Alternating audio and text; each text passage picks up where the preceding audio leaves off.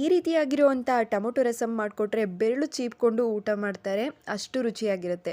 Hello everyone, welcome to my channel Karnataka kitchen. ನಾನು ಸೌಂದರ್ಯ. ಇವತ್ತಿನ ವಿಡಿಯೋದಲ್ಲಿ ಟೊಮೊಟೊ ರಸಮ್ನ ಯಾವ ರೀತಿಯಾಗಿ ತುಂಬಾ ಟೇಸ್ಟಿಯಾಗಿ ಮಾಡ್ಕೊಳ್ಬೋದು ಅಂತ ಹೇಳ್ಬಿಟ್ಟು ತೋರಿಸ್ಕೊಡ್ತಾ ಇದ್ದೀನಿ.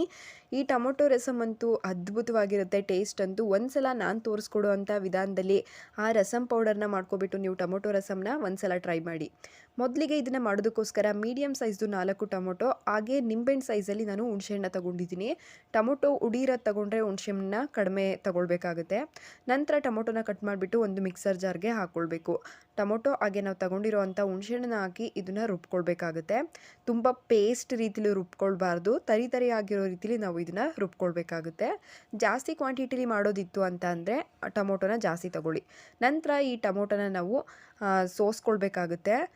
ನೋಡಿ, ಈ ರೀತಿಯಾಗಿರುವಂಥ ಕಪ್ಪಲ್ಲಿ ನಾನು ಒಂದು 3 ಕಪ್ಪಷ್ಟು ನೀರನ್ನು ಹಾಕ್ಕೊಂಡು ಇದನ್ನು ಸೋಸ್ಕೊಳ್ತಾ ಇದ್ದೀನಿ. ಈ ರೀತಿಯಾಗಿರುವಂಥ ಸ್ಟ್ರೈನರಲ್ಲಿ ನೀವು ಸೋಸ್ಕೊಳ್ಳಿ, ಚೆನ್ನಾಗಿ ಈಸಿಯಾಗಿ ಆಗುತ್ತೆ.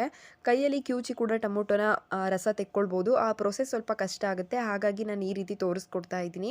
ನೋಡಿ, ಒಂದು 3 ಕಪ್ಪಷ್ಟು, ಅಥವಾ ನೀವು ರಸಮ್ನ ಎಷ್ಟು ಮಾಡ್ತೀರಾ ನೋಡಿಬಿಟ್ಟು ನೀರನ್ನು ಸೇರಿಸ್ಕೊಳ್ಳಿ. ರಸಮ್ ನೀರು ಜಾಸ್ತಿ ಹಾಕ್ಕೊಳ್ಬೇಕು ಅಂದರೆ ನೀವು ಟೊಮೊಟೊ ಕೂಡ ಜಾಸ್ತಿ ತೊಗೊಂಡಿರಬೇಕಾಗುತ್ತೆ. ನಾನು ತೊಗೊಂಡಿರೋ ಅಂಥ ಕ್ವಾಂಟಿಟಿಗೆ ನನಗೆ ಒಂದು 3 ಕಪ್ಪಷ್ಟು ನೀರು ಸಾಕಾಗುತ್ತೆ. ನೋಡಿ, ಚೆನ್ನಾಗಿ ಕೈಯಲ್ಲಿ ಒಂದ್ಸಲ ಪ್ರೆಸ್ ಮಾಡಿಕೊಂಡು ಅದರಲ್ಲಿರೋ ಅಂಥ ರಸನ ನಾವು ತೆಕ್ಕೊಳ್ಬೇಕಾಗುತ್ತೆ. ಈ ಮೆಥಡಲ್ಲಿ ಮಾಡಿಕೊಂಡ್ರೆ ನಮಗೆ ಈಸಿಯಾಗಿ ಆಗಿಬಿಡುತ್ತೆ. ನೋಡ್ತಾ ಇರ್ಬೋದು ನೀವು, ನನಗೆ ಎಷ್ಟು ಕ್ವಾಂಟಿಟಿಲಿ ರಸಮ್ ಬೇಕು ನೋಡಿಬಿಟ್ಟು ನಾನು ನೀರನ್ನು ಸೇರಿಸ್ಕೊಂಡಿದ್ದೀನಿ. ನೆಕ್ಸ್ಟು ರಸಮ್ಗೆ ಬೇಕಾಗಿರೋ ಅಂಥ ಒಂದು ಸಿಂಪಲ್ ಆಗಿರೋವಂಥ ರಸಮ್ ಪೌಡರ್ನ ಯಾವ ರೀತಿಯಾಗಿ ಮಾಡ್ಕೊಳ್ಳೋದು ಅಂತ ಹೇಳ್ಬಿಟ್ಟು ತೋರಿಸ್ಕೊಡ್ತಾ ಇದ್ದೀನಿ.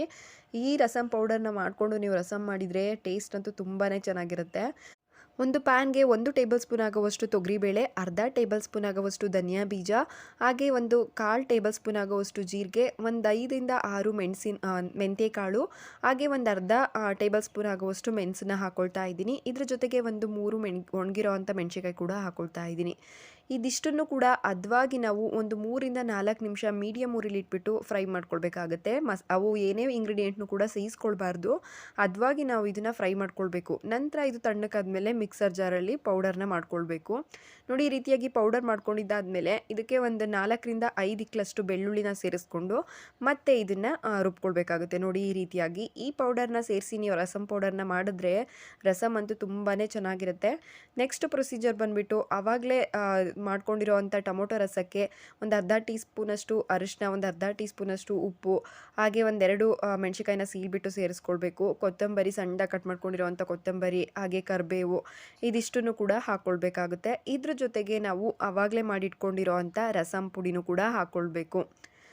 ಉಪ್ಪು ನೀವು ಮಿಕ್ಸ್ ಮಾಡಿದ ಮೇಲೆ ಬೇಕು ಅಂತ ಅನಿಸಿದರೆ ಇನ್ನೊಂದು ಸ್ವಲ್ಪ ಹಾಕ್ಕೊಳ್ಬೋದು. ಈ ಟೈಮಲ್ಲಿ ನೀವು ಮಿಕ್ಸ್ ಮಾಡಿಕೊಂಡು ಉಪ್ಪನ್ನ ಅದನ್ನು ಚೆಕ್ ಮಾಡ್ಕೊಳ್ಬೋದು. ಅಥವಾ ರಸಮ್ ಕ್ವಾಂಟಿಟಿ ಜಾಸ್ತಿ ಬೇಕು ಅಂತ ಅಂದರೆ ಇನ್ನೂ ಸ್ವಲ್ಪ ನೀರು ಕೂಡ ಸೇರಿಸ್ಕೊಳ್ಬೋದು.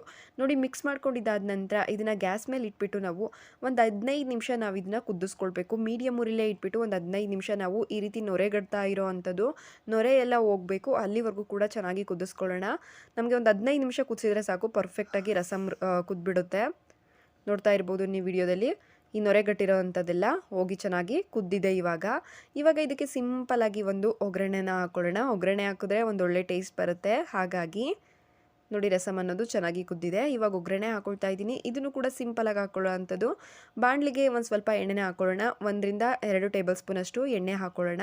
ಎಣ್ಣೆ ಚೆನ್ನಾಗಿ ಬಿಸಿ ಆಗಬೇಕು. ಬಿಸಿ ಆದಮೇಲೆ ನಾವು ಇದಕ್ಕೆ ಸಾಸಿವೆ ಮತ್ತು ಜೀರಿಗೆನ ಸೇರಿಸ್ಕೊಳ್ತಾ ಇದ್ದೀನಿ. ನಿಮ್ಗೆ ಇಷ್ಟ ಇತ್ತು ಅಂತ ಅಂದರೆ ಕಡಲೆಬೇಳೆ, ಉದ್ದಿನಬೇಳೆ ಕೂಡ ಹಾಕ್ಕೊಳ್ಬೋದು. ನೋಡಿ, ಸಾಸಿವೆ ಮತ್ತು ಜೀರಿಗೆನ ಹಾಕ್ಕೊಂಡು ಅದೆರಡು ಚೆನ್ನಾಗಿ ಸಿಡಿದಿದ್ದಾದ ನಂತರ ಕ್ರಷ್ ಮಾಡ್ಕೊಂಡಿರೋ ಅಂಥ ಬೆಳ್ಳುಳ್ಳಿ ಹಾಗೆ ಕರಿಬೇವನ್ನು ಕೂಡ ಹಾಕ್ಕೊಳ್ತಾ ಇದ್ದೀನಿ.